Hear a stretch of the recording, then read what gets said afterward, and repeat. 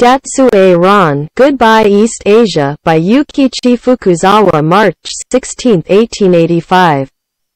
The transportation has become so convenient these days that once the wind of Western civilization blows to the east, every blade of grass and every tree in the east follow what the western wind brings. Ancient Westerners and present-day Westerners are from the same stock and are not much different from one another. The ancient ones moved slowly, but their contemporary counterparts move vivaciously at a fast pace.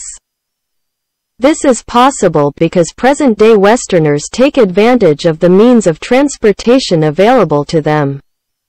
For those of us who live in the Orient, unless we want to prevent the coming of Western civilization with a firm resolve, it is best that we cast our lot with them. If one observes carefully what is going on in today's world, one knows the futility of trying to prevent the onslaught of Western civilization. Why not float with them in the same ocean of civilization, sail the same waves, and enjoy the fruits and endeavors of civilization? The movement of a civilization is like the spread of measles. Measles in Tokyo start in Nagasaki and come eastward with the spring thaw. We may hate the spread of this communicable disease, but is there any effective way of preventing it? I can prove that it is not possible. In a communicable disease, people receive only damages. In a civilization, damages may accompany benefits, but benefits always far outweigh them, and their force cannot be stopped. This being the case, there is no point in trying to prevent their spread. A wise man encourages the spread and allows our people to get used to its ways. The opening to the modern civilization of the West began in the reign of Kai 1848–58. Our people began to discover its utility and gradually and yet actively moved toward its acceptance. However, there was an old-fashioned and bloated government that stood in the way of progress. It was a problem impossible to solve. If the government were allowed to continue, the new civilization could not enter. The modern civilization and Japan's old conventions were mutually exclusive. If we were to discard our old conventions, that government also had to be abolished. We could have prevented the entry of this civilization, but it would have meant loss of our national independence.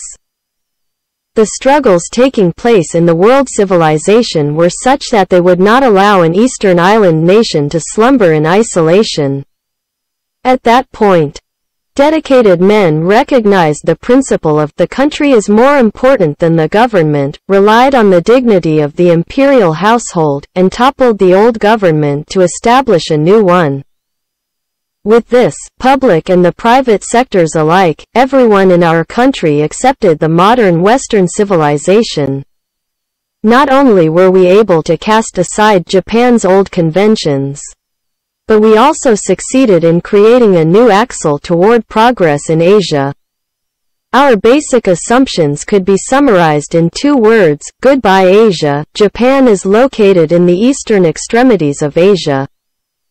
But the spirit of her people have already moved away from the old conventions of Asia to the Western civilization. Unfortunately for Japan, there are 2 neighboring countries.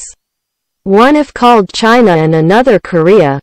These 2 peoples, like the Japanese people, have been nurtured by Asiatic political thoughts and mores. It may be that we are different races of people, or it may be due to the differences in our heredity or education. Significant differences mark the 3 peoples. The Chinese and Koreans are more like each other, and together they do not show as much similarity to the Japanese. These 2 peoples do not know how to progress either personally or as a nation. In this day and age, with transportation becoming so convenient, they cannot be blind to the manifestations of Western civilization. But they say that what is seen or heard cannot influence the predisposition of their minds. Their love affairs with ancient ways and old customs remain as strong as they were centuries ago. In this new and vibrant theater of civilization, when we speak of education, they only refer back to Confucianism. As for school education, they can only cite Neo-Confucian precepts of humanity, righteousness, decorum, and knowledge.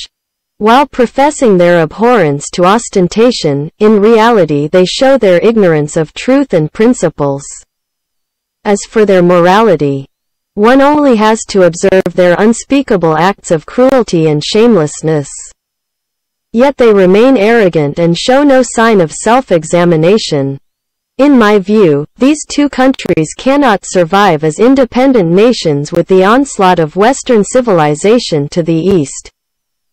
Their concerned citizens might yet find a way to engage in a massive reform, on the scale of our Meiji Restoration. And they could change their governments and bring about a renewal of spirit among their peoples. If that could happen, they would indeed be fortunate. However, it is more likely that would never happen, and within a few short years they will be wiped out from the world with their lands divided among the civilized nations. Why is this so? Simply at a time when the spread of civilization and enlightenment has a force akin to that of measles, China and Korea violate the natural law of its spread.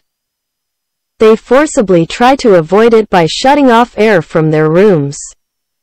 Without air, they suffocate to death. It is said that neighbors must extend helping hands to one another because their relations are inseparable. Today's China and Korea have not done a thing for Japan. From the perspectives of civilized Westerners, they may see what is happening in China and Korea and judge Japan accordingly, because of the three countries' geographical proximity. The governments of China and Korea still retain their autocratic manners and do not abide by the rule of law. Westerners may consider Japan likewise a lawless society. Natives of China and Korea are deep in their hocus-pocus of non-scientific behavior. Western scholars may think that Japan still remains a country dedicated to the yin and yang and five elements. Chinese are mean-spirited and shameless, and the chivalry of the Japanese people is lost to the Westerners. Koreans punish their convicts in an atrocious manner, and that is imputed to the Japanese as heartless people. There are many more examples I can cite.